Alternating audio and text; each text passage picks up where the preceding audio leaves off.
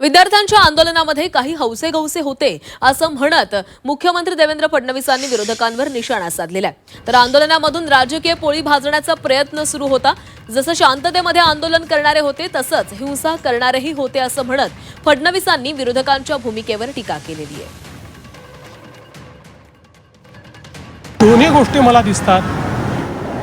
प्रश्नाचं गांभीर्य असल्यामुळे शांततेने आंदोलन करणारेही मला दिसतात। आपल्या समोरचं भविष्य चांगलं राहिलं पाहिजे याकरता त्या आंदोलनाला समर्थन देणारेही मला दिसतात।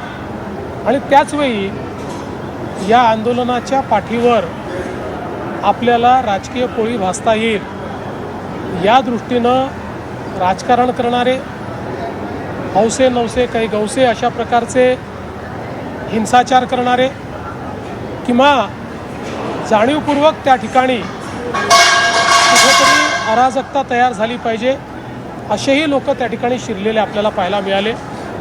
आणि मला असं वाटतं यामुळेच ही सगळी परिस्थिती लक्षात घेऊन श्री सोनम वांगचुक यांनी आपलं उपोषणही सोडलं, त्यांच्या मागण्याही सरकारने मान्य केल्या, त्याच्यावर कारवाई सुरू झाली।